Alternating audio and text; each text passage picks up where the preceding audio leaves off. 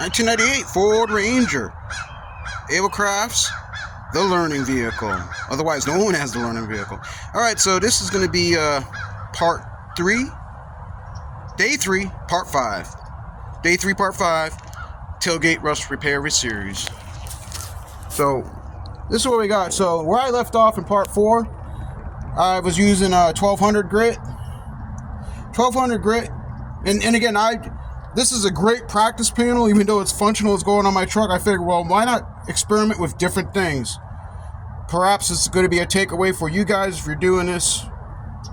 Doing this stuff at your house. So, kind of learned maybe from my experience. So that 1200 grit, real in brief, yeah, I've discovered I had some scratches and some, paint residue and I guess crayon marks, as I discovered. It seemed to be crayon marks all up in here, all on the panel.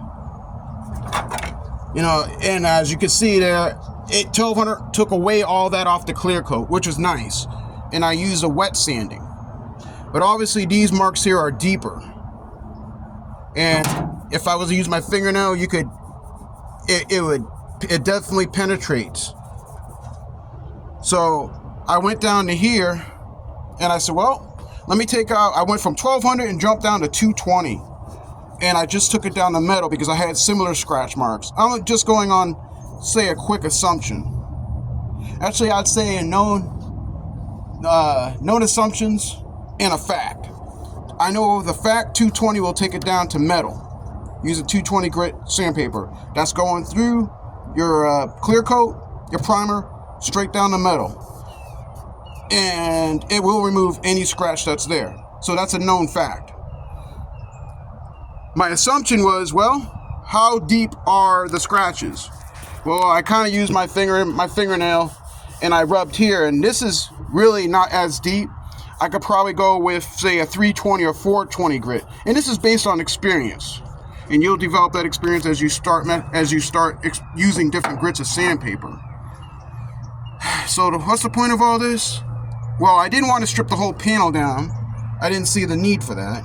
But I also wanted to see what various grits will allow me aggressiveness will allow me to remove these scratches. So, sum it up, 1200 grit, 1500 grit will move off crayon marks, markers, light scratches and swirls, okay? And it won't, wear away your clear coat. If you have clear coat, it still leaves some clear coat on there. Don't know the depth of it, how many mil thickness of clear coat, but it will be good enough. If you need to get that scratch all the way down, go down to 220. You could probably start maybe at 400 or 320, but you're definitely going to need to go to 220. If you don't want to go through the primer, 320 is probably the best. But I have primer, so that's no problem. If you, for whatever your needs are.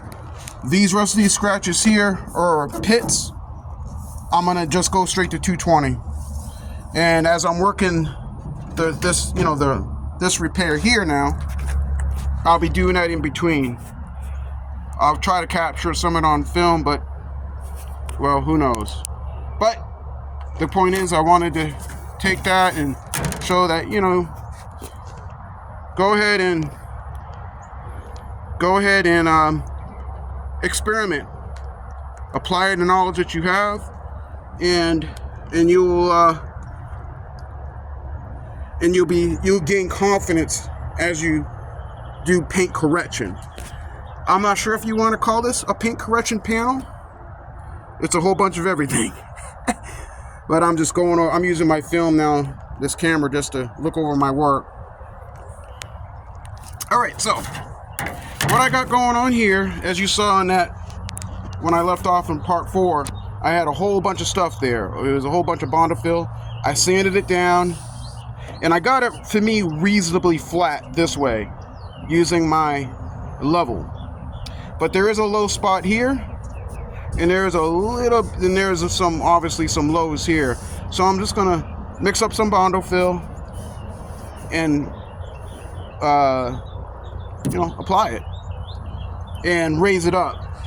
And the reason why I say is from here to here is nice and high, and here but it's just this low spot here in the metal. And I kind of knew that when I was welding, because I torched it down and it kind of, it concaved out. All right, so that's what I'm going to do. It's what, I'm about 5 minutes into this, and well, let's get going. I'm getting my camera set up here on the stand. Hopefully I won't lose you. Yep, still going. Sometimes I use fingers here, act a little weird. All right, lock you in. All right, I think that's good enough. Hopefully I got the shot. All right. This is the, right now it's about nice, balmy, high 70s today. This stuff is gonna harden up pretty darn quick. So let me throw some hardener in there. And since I'm filming, might as well do it on the film.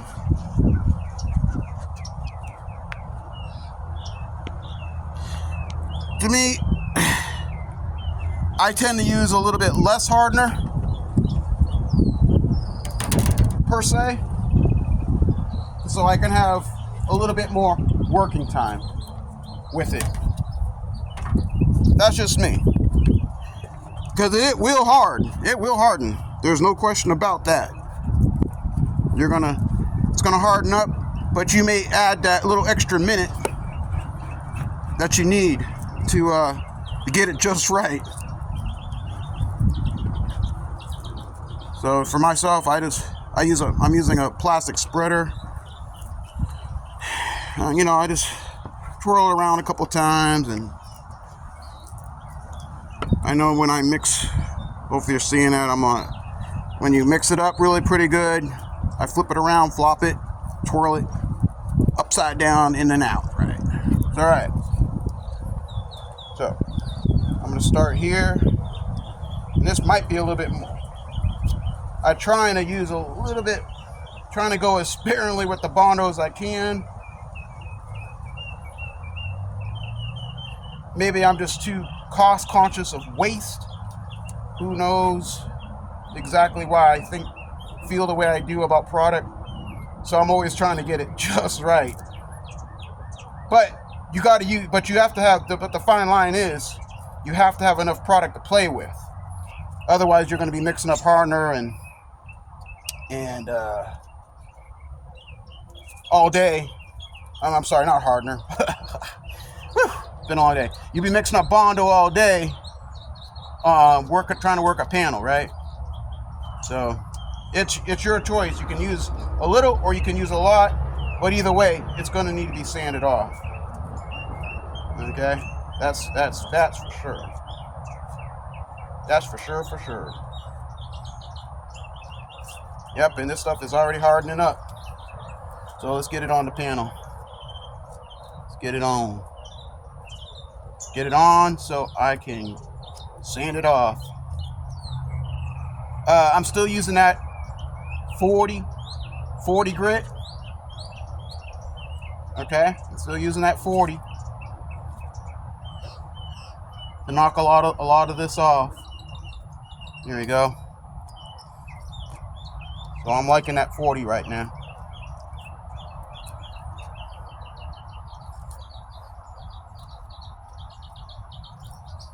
All right.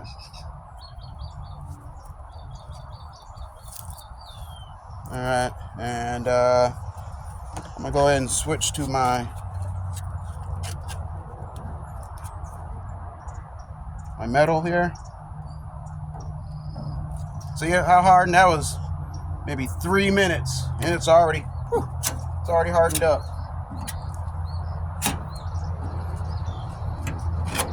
Hopefully I got it where I needed it. I was concerned more about this way.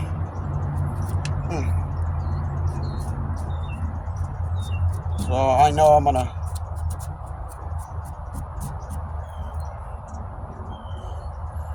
So, all right, we'll let that harden a little bit.